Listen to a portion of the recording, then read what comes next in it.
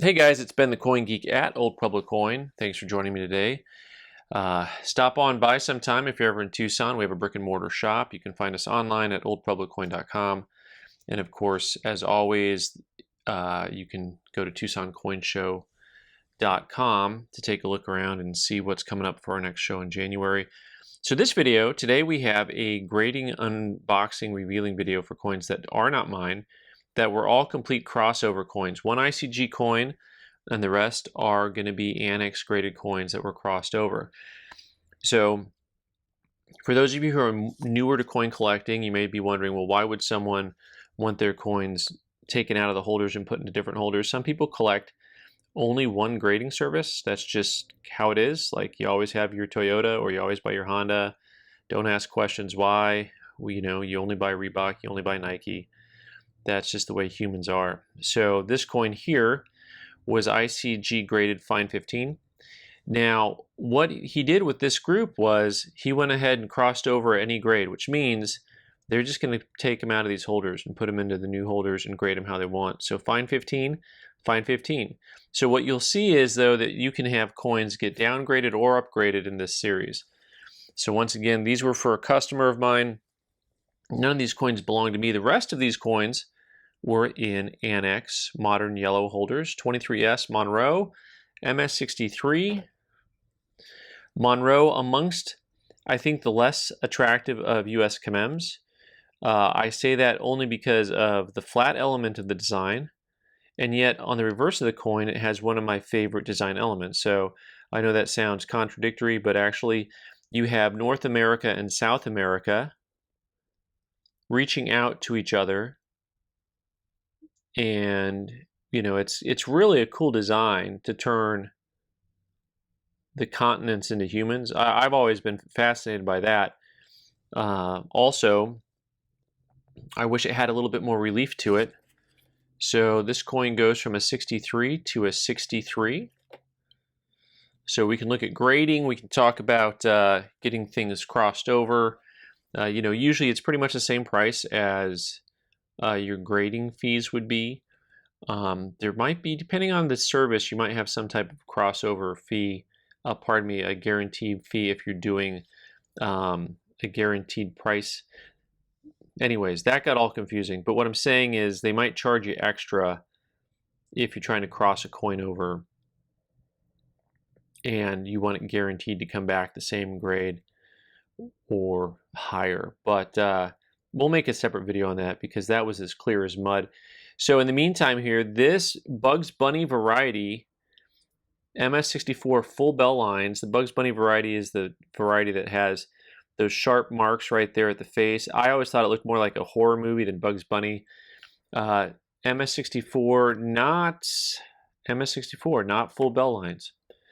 So they did not put the FBL on here, which I'm somewhat fascinated with because I think it's full bell lines. It's got the lines, those bottom lines look like they go all the way across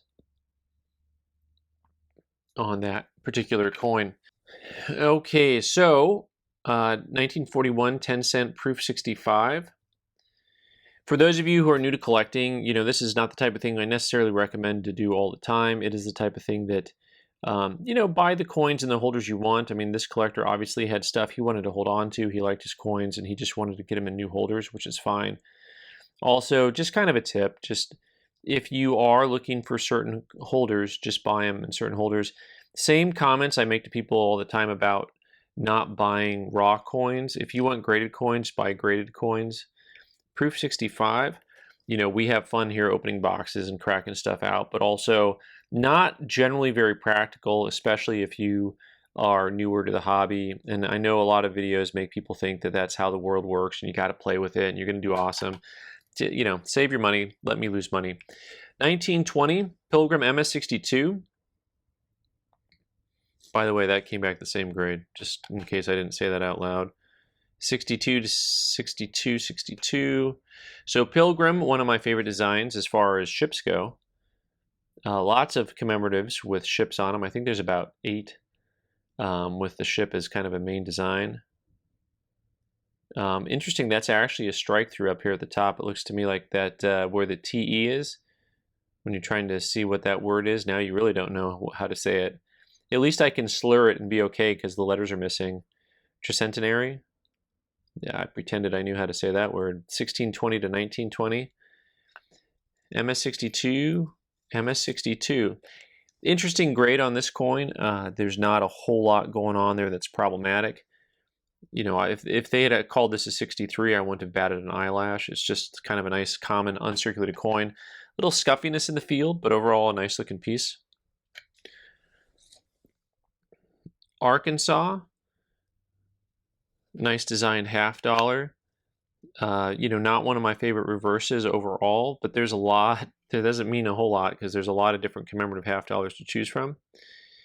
Pretty cool piece. MS64. MS64. So this coin came back also the same grade.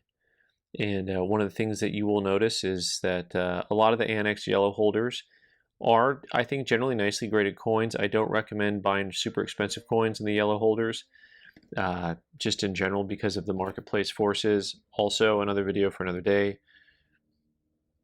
That's not me speaking, that's the market speaking. So, all right. And the Bay Bridge, 1936S, MS64, really a lovely design. One of my favorite designs, actually. You want to talk about a design that is busy. Also, this doesn't count as having ships on it, although there are ships there. 1936. Using up a lot of space there when you're backfield. You have the mountains and hills, and you have water lines. The decision to make water lines all across the coin is fascinating to me. And I think it works. I think it's a neat looking coin overall.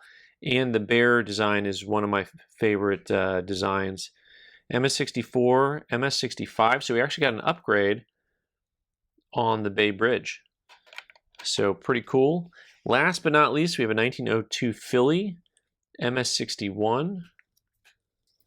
So let's look a little bit at this coin. And what you'll see on this coin is a lot of scuffs across the front of the face into the field. And then you have, you know, no big heavy contact marks, but you've got those scuffs. And that comes a lot on these Philly mints. Philly mints from the early 1900s especially, they just come with kind of a, just scuffy. I don't know what they were doing over there. Not sure. Not sure.